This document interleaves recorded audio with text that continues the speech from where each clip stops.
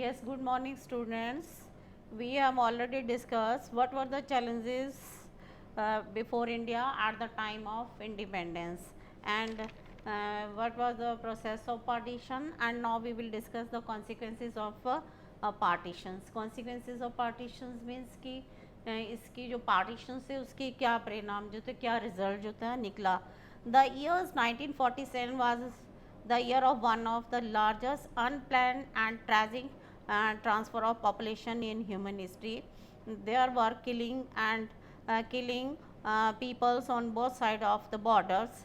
1947 जो था वो ईयर जो था one of the largest unplanned and tragic transfer of population था कि अनप्लान्ड था और कैसे जो था ट्रैजिक मोमेंट थी वहाँ पर कि कैसे पॉपुलेशन जो है बॉर्डर जो है एक तरफ से दूसरी तरफ जो बॉर्डर जो है क्रॉस कर रही थी और बहुत सारे लोग जो थे उसमें मर रहे थे. In the name of religions people of one community kill the people of other communities. धर्म के आधार पर मेनली जो ये जो लड़ाई थी किसके आधार पर थी, ऑन द रिलीजन्स की धर्म के आधार पर लड़ाई थी. एक धर्म के लोग जो दूसरे धर्म के साथ जो है लड़ रहे थे और one community killed the other communities कि इसमें क्या था कि एक कम्युनिटी जो थी वो दूसरी कम्युनिटीज़ को जो है इसमें मार रही थी और इसलिए जो है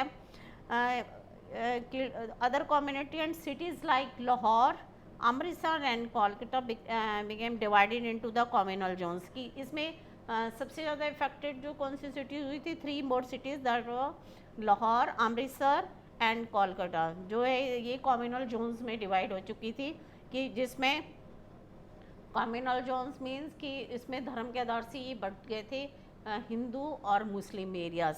and Muslim would avoid going into an area where mainly Hindus और Sikh live like the otherwise the Hindus and Sikhs stay away from the areas of Muslim predominance. कि यहाँ उस समय ये क्या हो रहा था कि जो मुस्लिम से वो अवॉइड कर रहे थे कहाँ पर जाने का, जो जिस एरिया में मेजॉरिटी थी हिंदूज़ और सिख की मेजॉरिटी थी उस एरिया में जाना अवॉइड कर रहे थे और सेम जो है हिंदूज़ एंड सिख्स जो थे वो उस एरिया को अवॉइड कर रहे थे जहाँ पर ज़्यादातर मुस्लिम्स थे.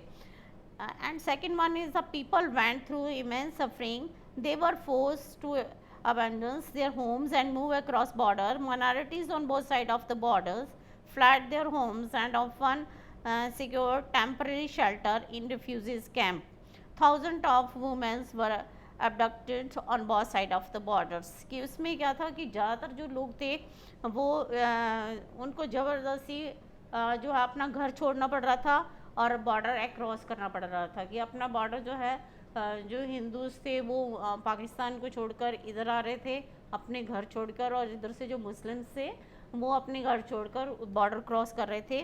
और माइनॉरिटीज़ जो थी on the both side of the border, जो minorities on the both side of the border जो माइनॉरिटीज़ थी सबसे ज़्यादा सफ़र माइनॉरिटीज़ कर रही थी और इसलिए जो है वो कहाँ पर रह रही थी, इन द रिफ्यूजीज़ कैंप, क्योंकि उनके पास कोई भी घर नहीं था इसलिए वो रेफ्यूजीज़ कैंप्स में जो रह रही थी. और थाउजेंड ऑफ वुमेन्स के साथ जो बुरा हो रहा था उनको अगवा किया जा रहा था तो बहुत सारी थाउजेंड ऑफ वुमेन्स के साथ ये प्रॉब्लम्स आ रही थी. And in many cases women were killed by their own family members to preserve the family honours. कि बहुत सारे जो था मोस्टली जहाँ ज़्यादातर ये हुआ था कि बहुत सारी फैमिलीज़ जो ने फैमिली मेम्बर्स जो थे अपने ही जो फैमिली मेम्बर्स थे उन्होंने अपने घर की औरतों को मार दिया ताकि वो जो है अपनी फैमिली को प्रिजर्व कर सके, अपनी फैमिली को एक ऑनरली रख सके. And many childrens were separated from their parents. और बहुत सारे बच्चे जो थे अपने जो पेरेंट्स से बिछड़ गए थे. And they who had did manage to across the border found that they had no home. और जो इसको मोस्टली जो था जब भी बॉर्डर क्रॉस कर रहे थे तो वो मारे जा रहे थे और बहुत सारे बच्चे जो हैं वो अपने पेरेंट्स से छूट गए थे. और जो बॉर्डर क्रॉस कर गए थे उनके लिए सबसे मेन प्रॉब्लम्स क्या थी, दे हैड नो होम, उनके पास कोई भी जो घर है वो नहीं था. Hence for the lakhs of these refugees the country freedom means life in refugees camp. कि lakhs of peoples of the refugees the country freedom, जो कंट्री को एक आज़ादी मिली उसमें क्या मिला उनको, life in the refugees camp. कि उनकी लाइफ जो एक देश जब आज़ाद हुए तो उसमें क्या हुआ कि मोस्टली जो पीपल्स थे उनको रिफ्यूजीज कैंप मिला, आज़ादी के बदले में उनको क्या मिला, दवाद in the refugees camp. The partitions are not merely a division of property, liabilities and assets or a political division of the country and administrative approaches. The employees of government and railway were also divided.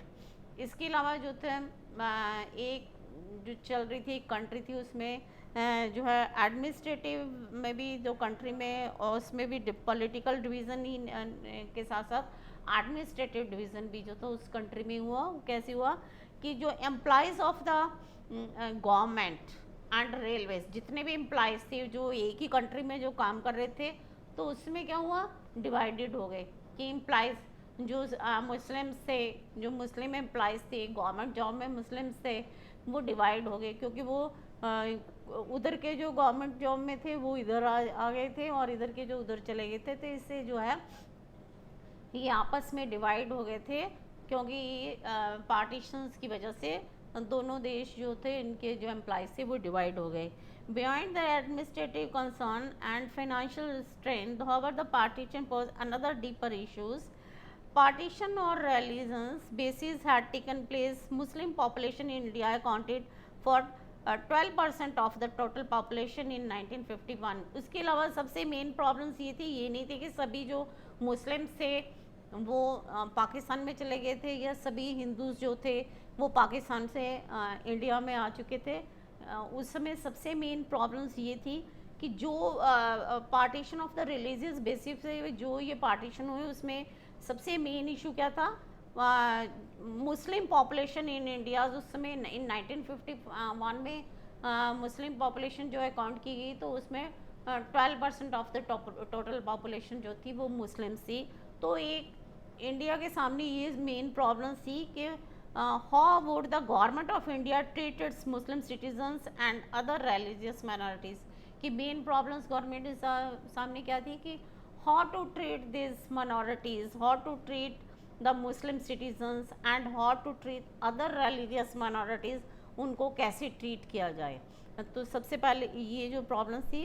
So next tomorrow we will discuss the another next topic. Thank you.